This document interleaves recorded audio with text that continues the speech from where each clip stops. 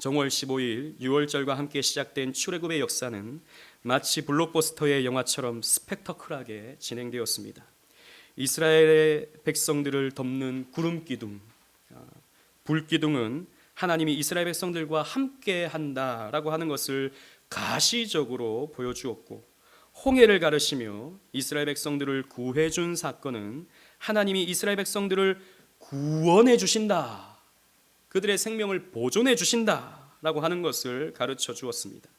3일간의 광야 행진을 통해서 마라의 우물을 만났지만 이내 그 마라의 우물은 하나님이 지시한 나무를 통해서 단물로 변화하게 되었고, 이내 그들은 엘림의 12우물과 종려나무 70그루의 쉼터에서 달콤한 휴식도 취할 수 있게 되었습니다.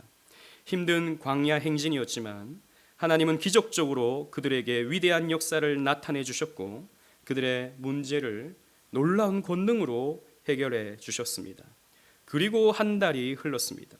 그들이 애굽을 나올 때에 가지고 나온 식량은 이제 다 소진이 되었고, 먹을 것이 없어지자 그들은 또다시 불평하기 시작했습니다. 이런 이스라엘 백성들에게 하나님은 또 초자연적인 역사를 나타내셔서 그들에게 은혜를 베푸셨습니다. 이것이 바로 만나의 은혜입니다.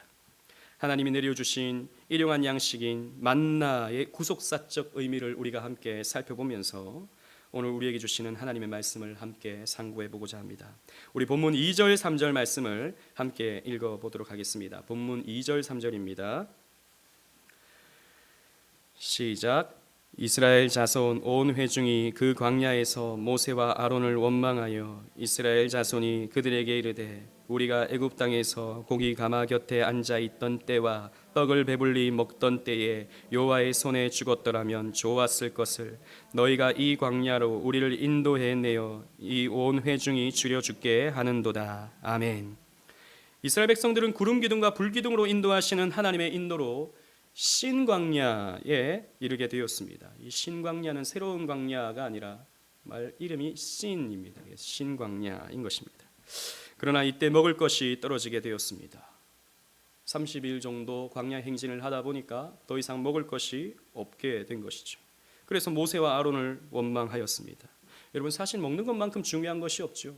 여러분, 먹는 것이 채워지지 않을 때 사람은 괴로움을 느끼고 불안감을 느끼게 됩니다. 특히 저같이 삼시세끼를 잘 챙겨 먹는 사람은 한 끼만 굶어도 너무 괴로워요. 저는 제일 힘든 게 금식기도입니다. 금식기도는 도저히 못하겠어요. 최근에 이런 코로나 바이러스 때문에 교회들마다 금식을 선포하기도 하는데 저는 차마 금식을 선포하지 못하겠습니다. 먹는 게 너무 귀하니까, 안 먹으면 손이 떨리니까 그렇습니다. 그래서 이스라엘 백성들도 불평하기 시작합니다. 그런데 여러분, 이스라엘 사람들이 불평하는 모습을 보십시오. 그들은 애굽의 노예 시절을 그리워하고 있습니다.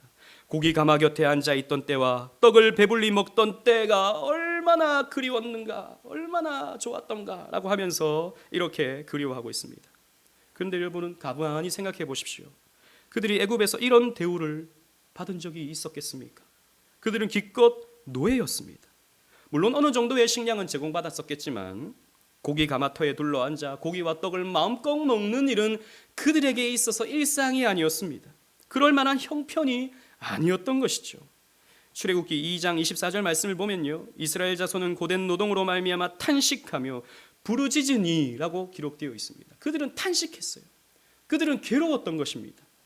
그들은 신음하고 있었고 하나님께 살려달라고 외치고 있었습니다. 그들의 기억은 왜곡되어져 있었다라는 것이죠. 여러분, 이렇게 과거의 기억을 미화시키고 현재와 비교하며 불평하는 것을 심리학에서는 무드셀라 증후군이라고 말합니다. 여러분, 무드셀라 아시죠? 성경에서 가장 오래 살은 사람, 969세를 살았던 사람이죠. 그 이름에서 따온 말인데요, 과거를 미화하고 나쁜 기억은 잊어버리고 좋은 기억만을 과장하여 나는 원래 이런 사람인데 지금 뭔가 문제가 있어서 나는 이런 비참한 현실에 있다라고 생각하는 것입니다. 즉, 지금의 힘든 삶을 과거의 미화된 과장된 기억으로 하여금 오늘의 힘겨움을 견뎌내보고 싶은 인간의 자기긍정의 욕구인 것입니다. 그래서 물어보면 과거에 잘 나가지 않은 사람이 없습니다. 집사님 과거에 다 잘 나가셨죠? 옛날에 한때 날리셨잖아요. 우리 다 물어보면 이렇게 말합니다. 제가 제 입으로 말씀드릴 수는 없고요. 이렇게 말할 수밖에 없습니다. 왜? 실제로 그렇거든요. 우리의 머릿속에는 좋은 기억만 남아 있습니다. 나쁜 기억은 애써 잊어버리게 되는 것이죠. 그러면서 우리는 옛날이 좋았어, 지금은 이게 뭐야? 라고 현실을 불평하게 되는 것이죠. 그러나 여러분 곰곰이 생각해 보면 그때 좋은 것이 있었던 것처럼 지금 좋은 것이 있고, 지금 나쁜 것이 있는 것처럼 과거에도 나쁜 것이 있었던 것입니다. 아무튼 이스라엘 백성들은 과거의 허상, 자기들이 만들어내고 있는 과거의 허상과 지금의 배고픈 현실을 비교하며 원망을 내어놓고 있는 것이죠. 심지어 여호와의 손에 죽었더라면 좋았을 것을 하며 하나님의 구원 자체도 부정하고 있는 이런 모습을 나타내 보이고 있습니다. 이 말은 차라리 구원받지 말았었으면, 차라리 내가 하나님을 안 믿었었더라면 이라고 하는, 정말이지 해서는 안 되는 불신앙적 표현인 것이죠. 극단적인 말인 것입니다. 자식이 부모님에게 정말 해서는 안 되는 극단적인 말, 이런 말이 있지 않습니까?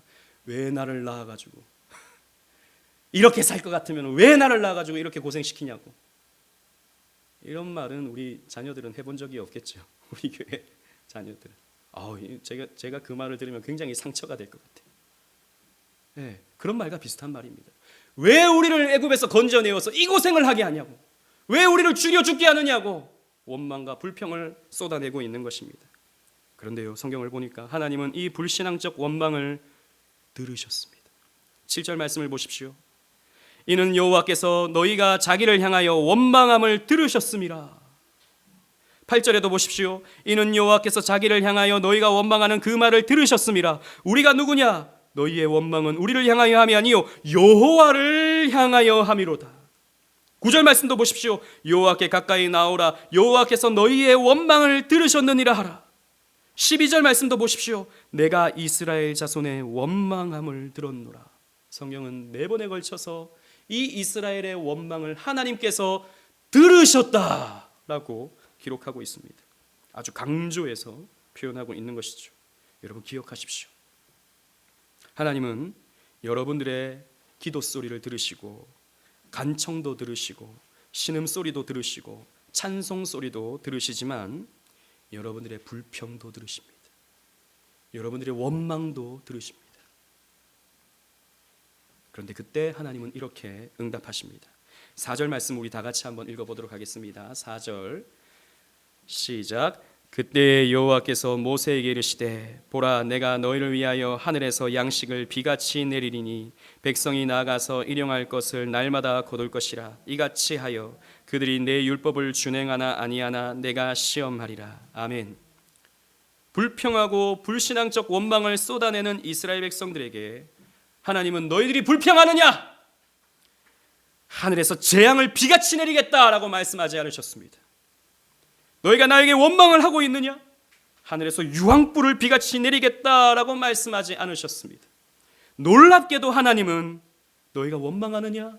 그러면 일용할 양식을 비같이 내려주겠다라고 말씀하고 있습니다. 여러분, 아니 불신앙적 원망을 이렇게 하나님께 쏟아낸다면 재앙이 나타나야 되는 것 아니겠습니까? 몽둥이가 나타나야 되는 것 아니겠습니까? 여러분, 자식이 부모에게 왜 나를 낳아가지고 이렇게 살 것 같으면 왜 나를 낳아가지고 이렇게 고생시킵니까? 라고 이렇게 말한다면 이놈 뚫린 입이라고 이러면서 몽둥이를 드는 것이 정상적인 반응 아니겠습니까? 그런데 하나님은 하늘에서 일용할 양식을 내리워 주십니다. 이것이 무엇입니까? 하나님께서 이스라엘 백성들을 대하시는 방법, 즉 은혜를 가르쳐 주시는 것입니다. 불평하고 원망하고 이렇게 불순종하는 이스라엘 백성들의 심판받아 마땅한 죄인들이지만 하나님은 그들에게 은혜를 베푸시는 것입니다. 여러분, 은혜가 무엇입니까? 은혜. 은혜, 우리 교회도 오직 은혜 교회. 교회마다 은혜라는 이름을 한 세 사람씩 네 사람씩은 있는데, 예, 우리 윤이도 은혜 은자니까 은혜. 뭐 다 우리 많죠. 예, 이 은혜가 무엇입니까? 은혜는 자격 없는 자에게 베풀어 주는 하나님의 선물을 은혜라고 할 수 있겠습니다. 원래는 받을 자격이 없는데, 원래는 이것을 받을 어떤 자격이 없는데 베풀어 주는 선물, 호의, 이런 것을 우리는 은혜라고 말하는 것이죠. 하나님은 이 은혜를 가르쳐 주시고자 이 만나를 내리워 주셨습니다. 여러분 14절 15절 말씀을 한번 보십시오. 제가 읽어보겠습니다. 14절 15절. 그 이슬이 마른 후에 광야 지면에 작고 둥글며 소리같이 가는 것이 있는지라. 이스라엘 자손이 보고 그것이 무엇인지 알지 못하여 서로 이르되 이것이 무엇이냐 하니 모세가 그들에게 이르되 이는 여호와께서 너희에게 주어 먹게 하신 양식이라 그랬습니다. 또 31절 말씀을 보십시오. 본문 31절. 이스라엘 족속이 그 이름을 만나라 하였으며 가시같이 희고 맛은 꿀 섞은 과자 같았더라 라고 기록하고 있습니다.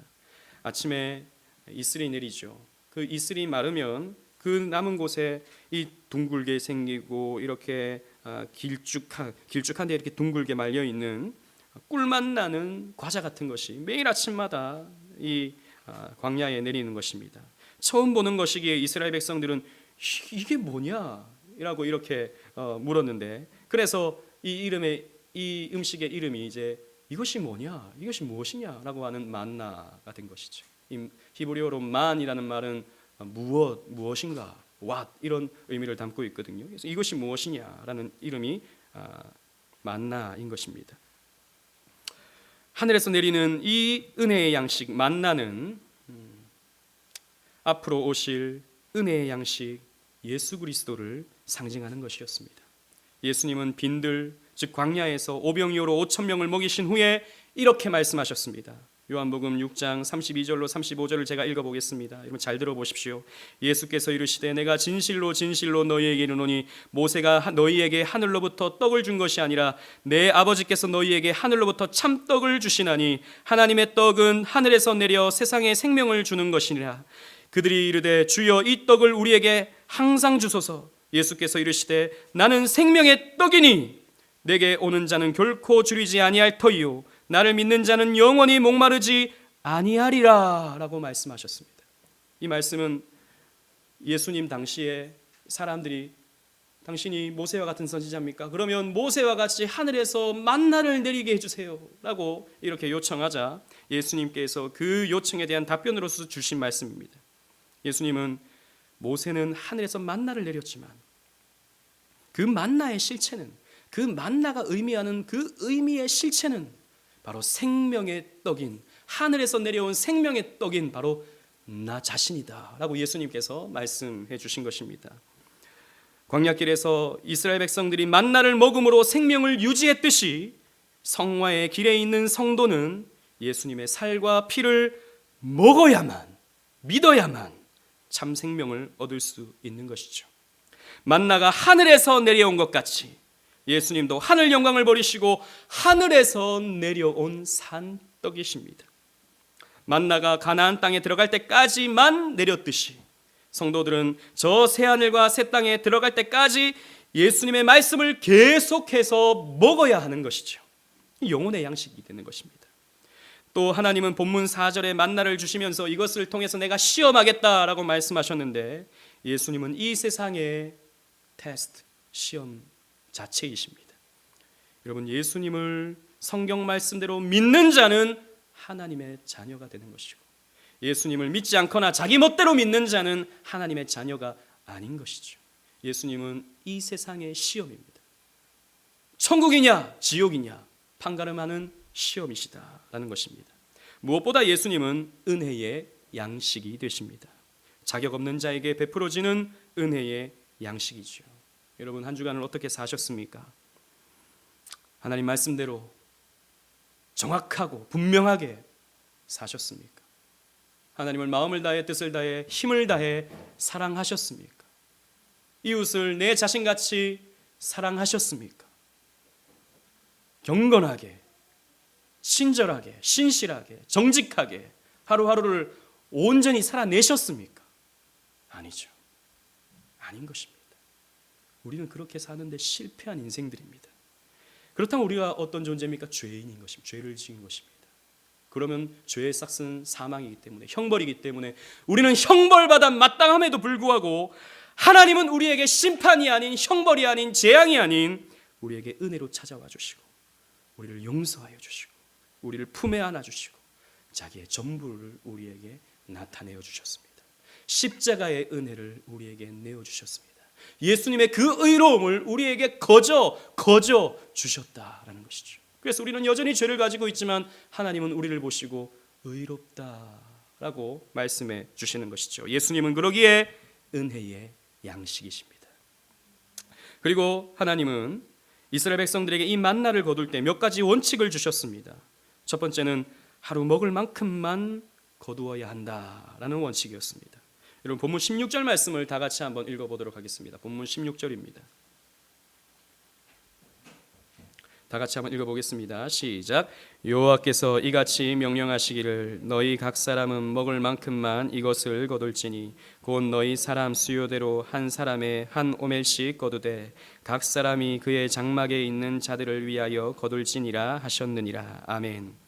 하루에 1인당 한 오멜씩, 즉 약 2리터의 정도의 만나만 거둘 수 있게 하였습니다. 그러나 사람의 욕심은 끝이 없죠. 더 많이 거두고 싶어 합니다. 왜냐하면 내일 만나가 내릴지 안 내릴지 어떻게 알아요? 그러니 혹시 모르니까 미리 더 거두어야겠다라고 생각할 수 있는 것입니다. 그리고 내일 또 피곤하게 뭐 거두어야 되나? 오늘 좀 더 많이 거두어서 내일 먹어야지라고 생각할 수 있는 것입니다. 그래서 내일을 위해서 저장해 두고 싶었던 것이죠. 그래서 어떤 이는 하나님 말씀에 불순종하여 1인당 필요한 용량 이상으로 거두기도 했습니다. 그런데 어떻게 되었습니까? 20절 말씀을 보십시오. 20절, 본문 20절. 그들이 모세에게 순종하지 아니하고 더러는 아침까지 두었더니 벌레가 생기고 냄새가 난지라 모세가 그들에게 노하니라 라고 기록되어 있습니다. 남겨두었던, 내일 먹으려고 남겨두었던, 혹시 몰라서 남겨두었던 이 만나가 썩어버린 것입니다. 여러분 이것은 무엇을 의미합니까? 매일매일 만나를 내리시는 신실하신 하나님에 대한 믿음을 가지라는 것입니다. 우리를 먹이시고 우리를 돌보시는 하나님에 대한 그 믿음을 너희들이 가져야 된다라는 것을 우리에게 가르쳐주는 것입니다. 또 자기의 꾀로 살지 아니하고 이렇게 남겨두면 내일 좀 편하겠지, 이렇게 남겨두면 무슨 일이 벌어질 때 조금이라도 내가 조금 더 유익이 있겠지라고 생각하는 나의 꾀, 하나님 말씀을 벗어나는 나의 생각, 나의 판단, 이런 것들 내려놓고 신실하신 하나님만을 의지하라라고 우리에게 가르쳐주는 것입니다. 그리고 만나는 두 번째 원칙을 가져야 하는데 안식일에는 만나를 거두지 말아야 했습니다. 여러분 22절, 23절 말씀을 다 같이 한번 읽어보도록 하겠습니다. 22, 23절입니다. 시작. 여섯째 날에는 각 사람이 갑절의 식물 곧 하나에 2오멜씩 거둔지라. 회중의 모든 지도자가 와서 모세에게 알림해 모세가 그들에게 이르되 여호와께서 이같이 말씀하셨느니라. 내일은 휴일이니 여호와께 거룩한 안식일이라. 너희가 구울 것은 굽고 삶을 것은 삶고 그 나머지는 다 너희를 위하여 아침까지 간수하라. 아멘. 하나님은 십계명을 주시기 전에 안식일 규례를 먼저 주셨습니다. 이 만나를 통해서 말이죠. 안식일에는 만나가 내리지 않으니 안식일 전날, 즉 구약의 안식일은 토요일이었으니까 금요일에는 2배의 만나가 하늘에서 내리는 거예요. 그래서 안식일에는 아무 일도 하지 마라. 금요일에 2배를 거두어서 그걸 가지고 안식일에 먹도록 해라 라고 말씀해 주신 것입니다. 여러분 안식일은 무슨 날입니까? 안식일은요 창조 기념일입니다. 여러분 주보에 있는데요 출애굽기 20장 11절 말씀, 아까 우리 십계명을 읽을 때도 우리가 함께 읽었던 말씀인데 다 같이 읽어보겠습니다. 시작. 이는 엿새 동안에 나 여호와가 하늘과 땅과 바다와 그 가운데 모든 것을 만들고 일곱째 날에 쉬었음이라. 그러므로 나 여호와가 안식일을 복되게 하여 그날을 거룩하게 하였느니라. 아멘. 보십시오. 모든 것을 만들고 일곱째 날에 쉬었음이라. 그러므로 나 여호와가 안식일을 복되게 하여 그날을 거룩하게 했다. 안식일은 하나님의 창조를 기억하고 창조주 하나님 되심을 기억하는 날입니다. 이 세상 모든 만물이 하나님이 창조하셨고 이 세상 모든 것을 하나님께서 섭리하고 다스리신다. 이 코로나 바이러스가 일어나는 것도 하나님의 뜻 가운데 이루어지는 것이요, 이 코로나 바이러스가 박멸되는 것도 하나님의 뜻 가운데 박멸되는 것이다 라고 하는 것을 우리는 이 안식일을 지킴을 통해서 기억하는 것입니다. 또 안식일은 나중에 신명기에 가서는 그 의미가 구원기념일로 갱신이 돼요. 구원기념일로. 신명기 5장 14절 말씀 주보했습니다. 다 같이 읽어보겠습니다. 시작. 너는 기억하라. 내가 애굽 땅에서 종이 되었더니 내 하나님 여호와가 강한 손과 편팔로 거기서 너를 인도하여 내었나니 그러므로 내 하나님 여호와가 내게 명령하여 안식일을 지키라 하느니라. 아멘. 뭐라 그럽니까? 애굽에서부터 하나님의 강한 손과 편팔로 거기서 너를 인도하여 내었기 때문에 그러므로 안식일을 지키라 라고 말씀하고 있습니다. 그래서 우리가 안식일을 지킨다는 것은 어떤 의미입니까? 하나님이 나의 구원자가 되신다, 하나님이 나를 구원하신다 라고 하는 것을 우리는 안식일을 지킴을 통해서 기억하는 것입니다. 그래서 구원기념일이기 때문에 신약에 와서 우리의 구원이 어떻게 완성되었습니까? 예수 그리스도의 십자가와 부활로 완성되잖아요. 그래서 이 부활이 언제 성취가 됩니까? 안식 후 첫날, 안식 후 첫날 완성되기 때문에 신약에는 이 부활하신 날, 예수님이 부활하신 안식 후 첫날을 신약의 안식일로 삼아서 우리는 예배를 드리는 것입니다. 이렇게 안식일은요, 다른 일을 하지 않고 창조 기념일로 또 구원 기념일로 하나님을 기억하고 하나님을 예배하는 날로 보내야 했던 것이죠. 그래서 하나님은 쉬어라 라고 말씀하십니다. 안식일에는 쉬어라. 여러분, 무조건 쉬라는 말씀이 아닙니다. 하나님께 예배하기 위하여 다른 일을 쉬어야 한다라는 것을 말씀하고 있는 것입니다. 그럼에도 불구하고 이 이스라엘 백성들은요, 하나님 말씀을 온전히 믿지 못하고 혹 안식일에도 만나가 내리는가 하여서 또 밖으로 나아갔던 사람들이 있었습니다. 본문 27절 말씀을 보십시오. 본문 27절 말씀. 일곱째 날에 백성 중 어떤 사람이 거두러 나갔다가 얻지 못하니라. 어떤 사람이 나가봤습니다. 내리는 거 아니야? 어떻게 매일 내리다가 어떻게 안식일만 안 내릴 수 있어? 나가봤던 것이죠. 하나도 없었던 것입니다. 안 내리는 것입니다. 여러분, 왜 이스라엘 백성 중에 하루 이상의 것을 거두는 사람이 있었습니까? 왜 이스라엘 백성 중에 안식일에도 나아가 만나를 거두려는 사람이 있었습니까? 그들이 먹을 만큼 하나님께서 매일 내려주셨어요. 금요일 날 2배의 만나를 내려주셨어요. 근데 왜 나가고 있습니까? 왜 더 얻으려 하고 있습니까? 탐욕 때문입니다. 탐욕 때문입니다. 충분한 만나가 있음에도 불구하고 먹을 만큼 내려짐에도 불구하고 내가 가진 것으로 만족하지 못하고 더 가지려 하는 것, 이것이 탐욕인 것입니다. 여러분, 하나님이 주신 것으로 만족하지 아니하고 필요 이상의 것을 더 많이 가지려고 하는 것을 우리는 탐심이라고 말하는 것이죠. 그래서 여러분, 성경은요, 이 탐욕, 탐심이 죄의 뿌리다라고 말씀하고 있습니다. 야고보서 1장 14절 15절 말씀을 함께 읽어보도록 하겠습니다. 주보했습니다. 시작. 오직 각 사람이 시험을 받는 것은 자기 욕심에 끌려 미혹됨이니 욕심이 잉태한즉 죄를 낳고 죄가 장성한즉 사망을 낳느니라. 아멘. 여러분, 첫사람 아담과 하와가 무엇 때문에 선악과를 따먹었습니까? 불순종했습니까? 하나님이 되고 싶은 탐욕. 원래 자기는 하나님의 형상으로서 하나님의 대리 업무를 담당하면 되는데 그것만으로도 충분히 행복할 수 있고 그것만으로 충분한 삶을 살아갈 수 있음에도 불구하고 하나님의 자리가 탐나는 거예요. 따먹었습니다. 이게 무엇입니까? 죄다라는 것이죠. 여러분, 그래서 십계명 전체를 보면 하나님이 우리에게 주신 이 도덕법인 십계명 전체를 보면 탐욕과 다 연관이 있습니다. 하나님만으로 만족하지 못하기 때문에 다른 우상이 필요한 거예요. 1계명을 어기게 되죠. 1계명을 어기게 되면서 2, 3계명을 자동으로 어기게 됩니다. 4계명 안식일 계명은 하나님이 주신 것으로 만족하지 아니하고 더 많은 것을 벌려고 안식일날 안식하지 못하고 우리는 일을 하게 되는 것이죠. 부모를 섬기는 것이 하나님께서 명령하신 것인데 부모를 섬기지 않으려고, 부모님에게 섬기려고 하면 내 에너지가 들어가고 내 돈이 들어가니까 그것을 탐욕으로 하여 취하려 하다가 부모를 공경하지 못하는 거예요. 그리고 살인하는 것. 왜 살인합니까? 왜 간음합니까? 왜 거짓말합니까? 왜 도적질합니까? 전부 다 탐욕과 관련되어 있는 거예요. 빼앗고 빼앗으려고, 그래서 죽이는 것이고, 내가 가진 성적인 이 성욕을 탐욕하여서 다른 무언가로 탐욕하여서 간음하게 되는 것이죠. 여러분, 십계명의 모든 계명들은 다 이 탐욕과 관련되어 있는 것입니다. 그래서 탐욕은 죄의 뿌리인 것입니다.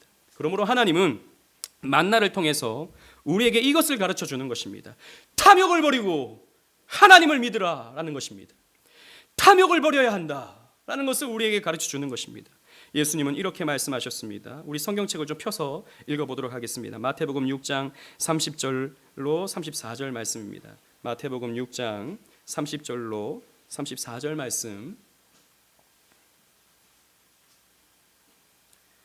다 같이 읽기보다는 좀 기니까 33절, 34절은 여러분들이 다 같이 읽고 앞에 부분은 제가 먼저 읽겠습니다. 오늘 읽다가 내일 아궁이에 던져지는 들풀도 하나님이 이렇게 입히시거든 하물며 너희일까 보냐. 믿음이 작은 자들아, 그러므로 염려하여 이르기를 무엇을 먹을까 무엇을 마실까 무엇을 입을까 하지 말라. 이는 다 이방인들이 구하는 것이라.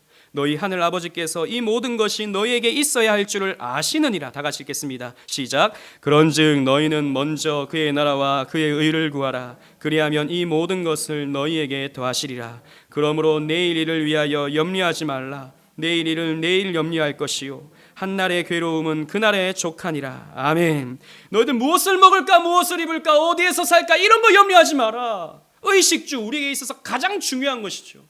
우리가 가져야 할 가장 기본적인 욕구입니다. 근데 이거 걱정하지 마라. 이런 것 걱정하지 마라. 이런 것들은 내가 너희에게 필요한 것임을 내가 다 알고 공급한다라고 하나님이 우리에게 약속해 주시는 거예요. 그러므로 우리가 구해야 할 것은 무엇입니까? 하나님의 나라, 하나님의 의, 이것을 구해야 하는 것입니다. 이거 구하다가 하나님, 내가 내 삶을 놓치면 어떡합니까? 내가 지금 일해야 먹고 살 수 있는데 그런 걱정하지 마라. 내일 일은 내일이 염려하게 해라 라고 하나님이 우리에게 말씀해 주시는 거예요.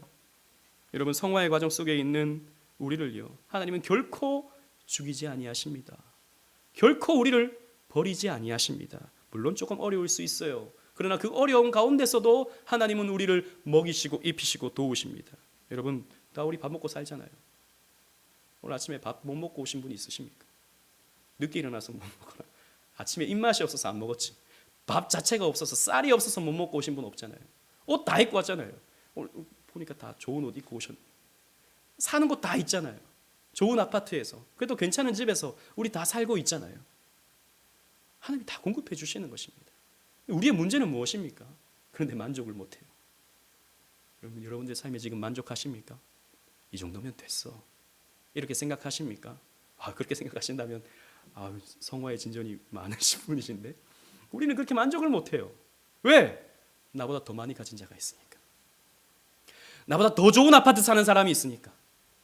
나보다 더 좋은 옷 입고 있는 사람이 있으니까 따라잡고 싶은 거예요.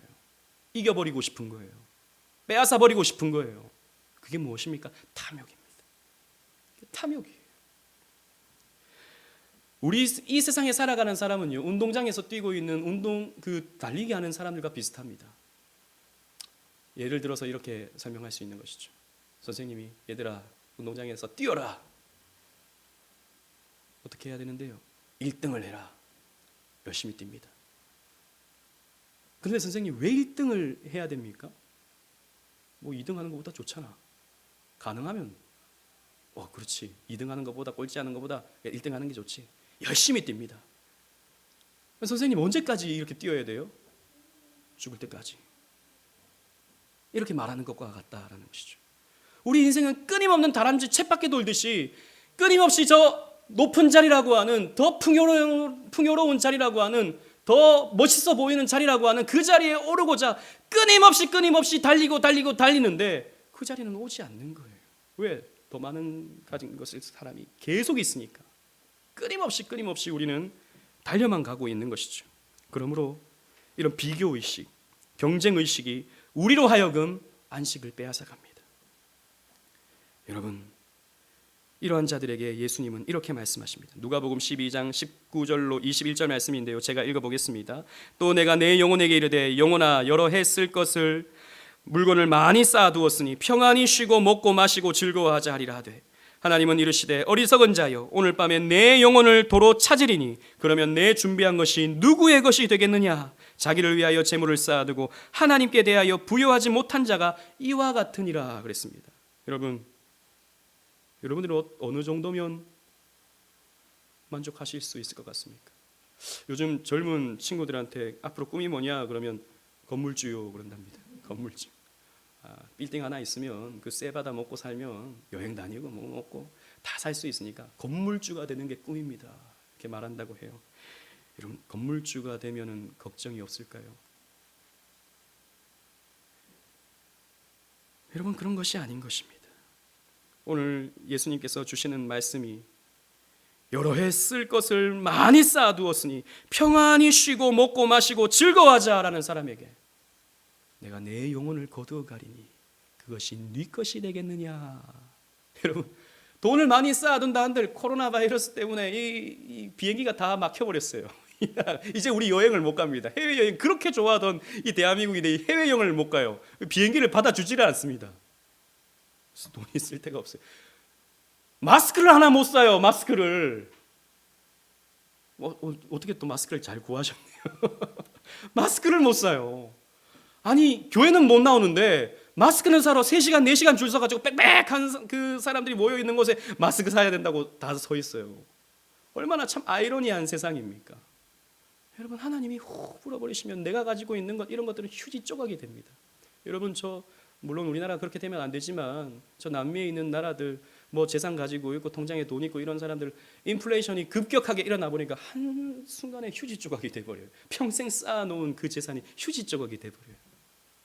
우리가 가지고 있는 이 돈이라고 하는 것도 상호간의 약속이기 때문에 이 약속이 끼어져 버리면 한순간에 그냥 공중에 사라져 버리는 것입니다. 그러므로 여러분 우리는 이 세상의 것에 대한 욕심을 가지기 위해서 이 세상에 대한 욕심을 위해 본질을 놓치는 우를 범해서는 안 됩니다.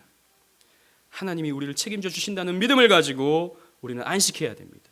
쉬어야 합니다. 내려놓아야 합니다. 그리고 하나님께 집중해야 합니다. 어거스틴은 그의 고백록 1장 초두에 이렇게 말했습니다. 잘 들어보십시오. 당신은 우리 인간의 마음을 움직여 당신을 찬양하고 즐거워하게 하십니다. 당신은 우리로 당신을 향하여 살도록 창조하셨으므로 우리 마음이 당신 안에서 안식할 때까지 우리는 평안을 얻을 수가 없습니다. 여러분 안식은 어디에 있습니까? 건물에 있는 거 아닙니다. 안식이 어디에 있습니까? 좋은 대학에 있는 것도 아닙니다. 안식이 어디 있습니까? 뭐 몇 천만 원짜리 몇 억짜리 연봉이 있는 직장에 있는 것도 아닙니다. 안식은 하나님께 있는 거예요. 참된 안식은 하나님께 있는 것입니다. 이 세상 것들은 다 변합니다. 그러나 하나님은 변하지 않으시기 때문이죠. 그러므로 여러분 안식일이라고 하는 것은 우리가 힘을 다하여 하나님께로 나아가 하나님이 주시는 안식을 누리는 것입니다. 안식은 목사님 안식일이 제일 힘든 것 같아요. 제가 예전에 큰 교회 있을 때는 아침부터 저녁까지 프로그램이 끊임없이 이어지거든요. 그러니까 평소보다 더 힘든 날이 주일이에요. 더 피곤한 거죠. 안식일이 아니라 이 노동의 날이 되는 것입니다. 그런데 여러분 안식일은 쉬는 날은 아니에요. 안식일은 하나님을 만나는 날입니다. 하나님 안으로 들어가는 날입니다. 그래서 하나님을 맛보는 날이에요. 하나님의 은혜를 맛보는 날이에요. 하나님의 사랑, 하나님의 긍휼을 누리는 날이에요. 그래서 여러분 이 안식일은 굉장히 힘든 날입니다. 여러분 이 자리에 앉아 있다고 여러분 내가 안식일을 성수했다라고 생각하지 마십시오. 이 자리에 앉아 있어도 여러분들의 머릿속에 딴 생각이 가 있다면 하나님 말씀에 집중하지 못한다면 여러분들은 안식을 누리지 않는 것입니다. 오히려 여러분 이 자리에 있지 아니하고 인터넷을 통해서 말씀에 집중하고 또 집중한다면 그것이 오히려 안식일 수 있는 거예요. 안식은 하나님께 있는 것입니다. 사랑하는 오직 은혜 교회 성도 여러분, 하나님은 우리에게 예수라는 생명의 떡, 영생하는 떡을 우리에게 주셨습니다. 여러분 우리는 받을 자격이 없는데, 우리는 정말이지 이 사랑, 이 은혜를 받을 자격이 없는데 하나님은 이 생명의 떡을 우리에게 주셨습니다. 여러분 감사함으로 이 떡을 받으시기를 바랍니다. 세상의 떡은 먹고 돌아서면 또 배고프지만 이 생명의 떡을 먹는 자는 그 영혼이 다시 줄이지 않게 됩니다. 사실 이 표현은 어떻게 보면 또 다르게 해석할 수 있는 표현이에요.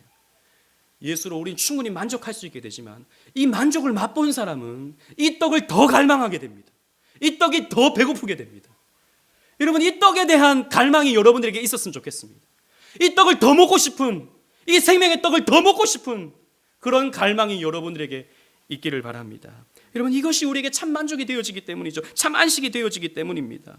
그래서 우리는 이 하늘에서 내려오는 생명의 양식으로 만족하게 되고 영혼의 풍성함을 누리게 되죠. 이 풍성함을 누리게 되면요, 여러분, 조금 어려워도 괜찮아요. 조금 경제적으로 어려워도 아무 문제 되지 않아요. 조금 몸이 아파도 아무 문제 없습니다. 여러분, 이 영혼의 풍요함을 맛보면 내가 조금 사람들에게 질시받고 조금 무시당해도 괜찮아요. 내가 부유하기 때문에. 내가 부유하기 때문에. 근데 여러분, 이것으로 채워지지 않으면 늘 세상 것으로 채우고 그러면서 우리는 세상의 어떤 기준에 맞추려고 나 자신을 계속 학대하게 되는 거예요. 그러면서 우리의 삶은 피곤해지는 것입니다. 여러분, 안식해야 됩니다. 이 떡을 먹음으로 우리는 안식할 수 있는 것입니다. 이 시간 예배당에 나오신 여러분, 그리고 인터넷을 통해서 이 예배에 참여하고 있는 여러분, 안식을 누리십시오. 이 떡을 먹으십시오. 코로나19로 인해서 이 혼란한 세상 속에서도 하나님이 주시는 평안을 사모하며 잠잠히 하나님을 바라보는 여러분들 되시기를 주님 이름으로 축원합니다. 아멘. 우리